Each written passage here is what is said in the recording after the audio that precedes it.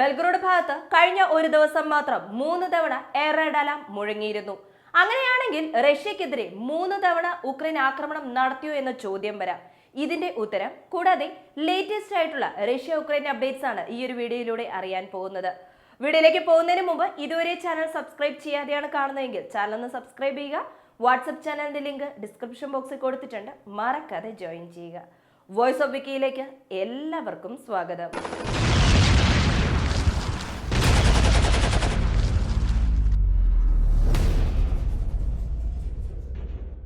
Belgrade ഭാഗത്ത് 3 തവണ air raid alarm മുഴങ്ങിയെന്ന് ഞാൻ പറഞ്ഞിരുന്നു.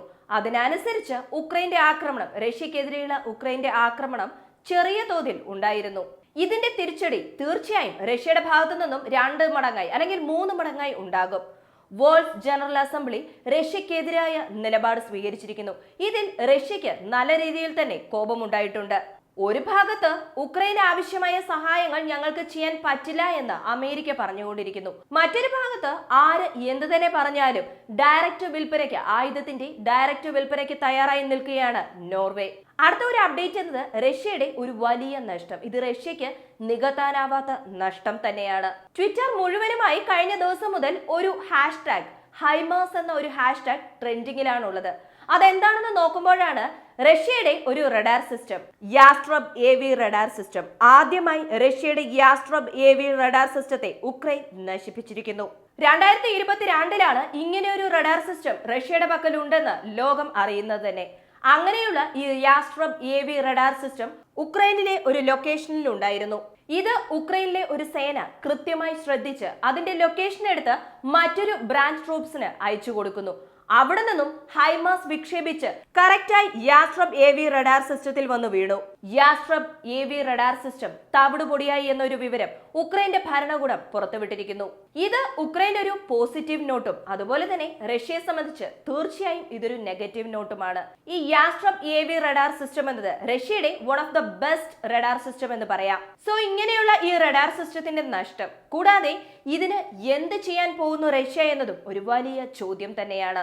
ഇവിടെ ഞാനൊരു കാര്യം പറഞ്ഞിട്ടുണ്ടായിരുന്നു. സൈനികർ ഈ യാസ്ട്രബ് AV റഡാർ സിസ്റ്റം കണ്ടു, അതിനുശേഷം അവരുടെ ബാക്ക് എൻഡ് ടീമിന് ഇത് അയച്ചു കൊടുത്തു. ബാക്ക് എൻഡ് ടീമിൽ നിന്നും ഹൈമാസ് വിക്ഷേപിച്ച് ഈ റഡാർ സിസ്റ്റം തവിടുപൊടിയായി എന്ന്. ഇതെല്ലാത്തിനും നമ്മൾ ശ്രദ്ധിക്കേണ്ട ഒരു കാര്യം നെറ്റ്വർക്കിംഗ് ആണ്. ഒന്നിനോട് മറ്റൊന്ന് കണക്റ്റ് ആയിരിക്കുന്നു. ഉദാഹരണത്തിന് ഒരു ഡ്രോൺ പറക്കുന്നുണ്ട് എന്ന് കരുതുക. ഈ ഡ്രോൺ പറക്കുന്നത് മാത്രമല്ല, ഡ്രോൺ ഏതൊക്കെ സ്ഥലത്തെയാണോ ശ്രദ്ധിക്കുന്നത് ഇതെല്ലാം ബാക്ക് എൻഡ് ടീമിൽ നിന്നും ലോക്ക് ചെയ്യുന്നുണ്ട്, അതായത് നോട്ട് ചെയ്ത് വെക്കുന്നുണ്ട്. അതായത് റഷ്യയുടെ സോൾജേഴ്സ് എവിടേക്ക് നിൽക്കുന്നു, റഷ്യയുടെ പീരങ്കികൾ എവിടേക്ക് നിൽക്കുന്നു, ഇതെല്ലാം നോട്ട് ചെയ്ത് വെക്കും. ഇത് ഉക്രൈൻ മാത്രമല്ല ചെയ്യുന്നത്, റഷ്യയും ചെയ്യുന്നുണ്ട്. ഉക്രൈന്റെ സോൾജേഴ്സ് എവിടേക്കാണ് നിൽക്കുന്നത്, ഉക്രൈന്റെ ആയുധങ്ങൾ എവിടെയൊക്കെയുണ്ട്, ഉക്രൈന്റെ പീരങ്കികൾ എവിടെയൊക്കെയുണ്ട്, ഇതെല്ലാം നോട്ട് ചെയ്ത് വെക്കും. കണ്ട മാത്രയിൽ തന്നെ ആക്രമണം നടത്തണമെന്നില്ല. കാരണം കണ്ടപ്പോൾ തന്നെ ആക്രമണം നടത്തണമെന്നുണ്ടെങ്കിൽ അതൊരു വലിയ ടാർഗറ്റ് ആയിരിക്കണം. സോ ആ ടാർഗറ്റ് എടുത്ത് അതിലൊരു മിസൈൽ വിക്ഷേപിച്ചു കഴിഞ്ഞാൽ അതിൽ ഇമ്പാക്ട് എങ്ങനെ ഉണ്ടാകും, എത്രത്തോളം ഇമ്പാക്ട് ഉണ്ടാക്കാൻ പറ്റുമെന്നതായിരിക്കും അവിടെയുള്ള സൈനികരുടെ കാൽക്കുലേഷൻ. ഇത് പൊതുവെ മിലിറ്ററി കാൽക്കുലേഷൻ എല്ലാം ഇങ്ങനെ തന്നെ ആയിരിക്കും. പക്ഷെ ഇപ്പോഴുള്ള ആക്രമണം അങ്ങനെയല്ല. ആര് എങ്ങനെ പോയാലും കുഴപ്പമില്ല, കാണുമ്പോൾ തന്നെ ആക്രമണം നടത്തണം. അതുകൊണ്ടാണ് ചെറിയ ചെറിയ ഡ്രോൺസുകൾ ഉപയോഗിക്കുന്നത്. ഈ ചെറിയ ചെറിയ ഡ്രോണുകളിലെല്ലാം സ്ഫോടക വസ്തുക്കൾ ഉള്ളത് കൊണ്ട് ഒരു പീരങ്കി ആയിക്കോട്ടെ, ആർട്ടിലറി ആയിക്കോട്ടെ, റഡാർ സ്റ്റേഷൻ ആയിക്കോട്ടെ, റോക്കറ്റ് ലോഞ്ചർ ആയിക്കോട്ടെ, എല്ലാം നശിപ്പിക്കാൻ പറ്റും. ഡ്രോൺ ആകുമ്പോൾ അതിന്റെ കോസ്റ്റും കുറവാണ്. സോ ഡ്രോണുകൾ തമ്മിലുള്ള കമ്മ്യൂണിക്കേഷൻ ആയിക്കോട്ടെ, ഇന്റർ ഡ്രോൺ കമ്മ്യൂണിക്കേഷൻ ആയിക്കോട്ടെ, ഡ്രോൺസിനെ സ്വാം ഡ്രോൺസ് ആക്കി മാറ്റുന്നതായിക്കോട്ടെ, ഇതെല്ലാം 2024 വലിയ രീതിയിൽ ചർച്ച ചെയ്യപ്പെടും. ഇപ്പോഴും ഡ്രോണുകളും ഉണ്ട്, സ്വാം ഡ്രോൺസും ഉണ്ട്. പക്ഷേ ഇതിന്റെ അടുത്ത ലെവൽ 2024 ഇതിന്റെ അഡ്വാൻസ്ഡ് ലെവൽ ലോകം കാണും. ഇതിന്റെ റിസർച്ച് ആൻഡ് ഡെവലപ്മെന്റിൽ ഏർപ്പെട്ടിരിക്കുകയാണ് ഇപ്പോൾ മിക്ക രാജ്യങ്ങളും. എത്രത്തോളം മനുഷ്യജീവന്റെ എണ്ണം കുറച്ച് ശത്രുവിന് എത്രത്തോളം നഷ്ടം ഉണ്ടാക്കാൻ പറ്റുമെന്നതാണ് ഇപ്പോഴത്തെ റിസർച്ച് ആൻഡ് ഡെവലപ്മെന്റ്. ഒരു സൈനികന് പകരം 10 ഡ്രോൺസ് കളത്തിലിറക്കാം, അല്ലെങ്കിൽ ഒരു റോബോട്ടിനെ കളത്തിലിറക്കാം എന്ന രീതിയിലുള്ള നവീകരണമൊക്കെയും റഷ്യ ഉക്രൈൻ യുദ്ധത്തിൽ ഉടനെ ഉണ്ടാകും. അടുത്തതായി റഷ്യയുടെ ഡയമണ്ട് മൈനിങ് കമ്പനി അൽറോസ. ഈ അൽറോസ കമ്പനി, അതിന്റെ CEO, അതിലെ കുറച്ച് പ്രധാനപ്പെട്ടവർ, ഇവർക്കെതിരെ യൂറോപ്പ് യൂണിയൻ പുതിയ സാമ്പത്തിക ഉപരോധം ഏർപ്പെടുത്തിയിരിക്കുന്നു. യൂറോപ്പ് യൂണിയന്റെ കണക്കനുസരിച്ച് 2024 ഇലക്ഷന് ശേഷം അമേരിക്കയുടെ സഹായം, ഉക്രൈന് വേണ്ടിയുള്ള അമേരിക്കയുടെ സഹായം ചിലപ്പോൾ കുറഞ്ഞേക്കാം. അതുമല്ലെങ്കിൽ തീരെ ലഭിക്കാതെ വരാം. തീരെ ലഭിക്കാതെ വരാൻ പാടില്ല, കുറഞ്ഞാലും കുഴപ്പമില്ല എന്നതുകൊണ്ട് യൂറോപ്യൻ യൂണിയൻ വളരെ സൂക്ഷ്മമായാണ് ഓരോ കാര്യങ്ങളും പ്രവർത്തിച്ചുകൊണ്ടിരിക്കുന്നത്. UK എന്ന രാജ്യവും അതുപോലെ തന്നെയാണ്. എന്തുകൊണ്ട് യൂറോപ്യൻ യൂണിയന് ഇത്രയും പ്രശ്നമെന്ന് ചോദിച്ചാൽ, ഇപ്പോൾ നടക്കുന്ന ഈ റഷ്യ ഉക്രൈൻ യുദ്ധം അമേരിക്കയ്ക്ക് എത്രത്തോളം പ്രശ്നമുണ്ടാക്കുമോ അതിന്റെ 2 മടങ്ങ് പ്രശ്നം യൂറോപ്യൻ യൂണിയൻ ഉണ്ടാക്കും.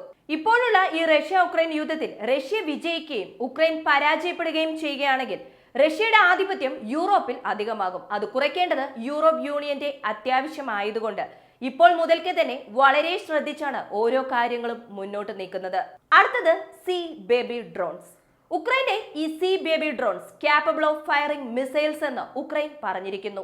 ഈ സീ ബേബി ഡ്രോൺസ് അധികമായി കളത്തിലിറക്കണമെന്നും ഉക്രൈൻ ഉത്തരവ് പുറപ്പെടുവിച്ചിട്ടുണ്ട്. എന്താണ് ഈ സീ ബേബി ഡ്രോൺസ്? സ്റ്റഡി ചെയ്തിട്ട് തീർച്ചയായിട്ടും പറയാം. ഇപ്പോൾ പല രാജ്യങ്ങളും റഷ്യക്കെതിരെ സാമ്പത്തിക ഉപരോധം ഏർപ്പെടുത്തുകയാണ്.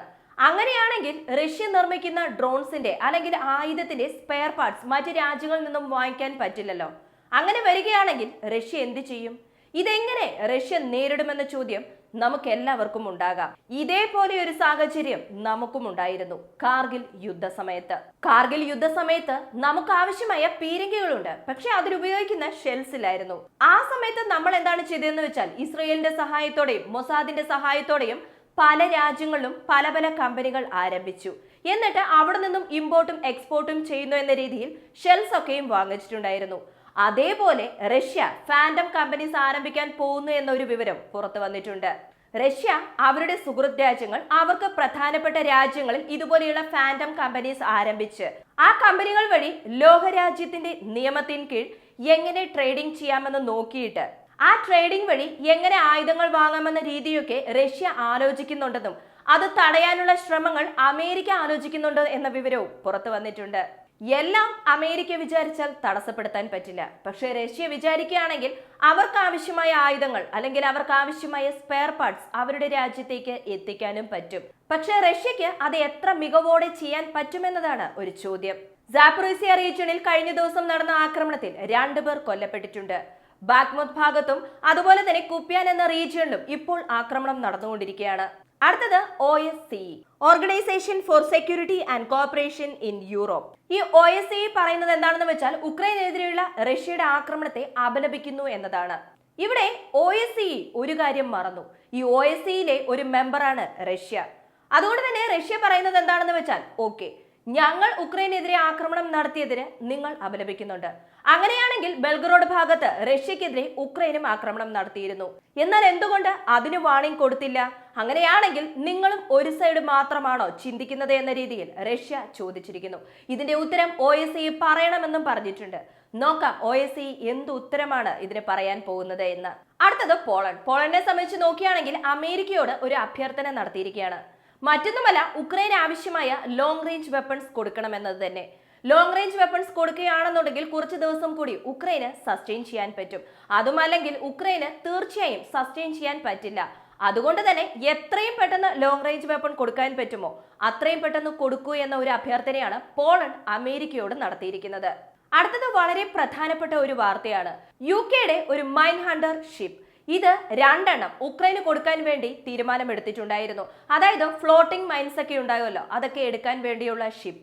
ഈ 2 ഷിപ്പും ബ്ലാക്ക് സീ വഴി വേണം ഉക്രൈനിലേക്ക് എത്താൻ.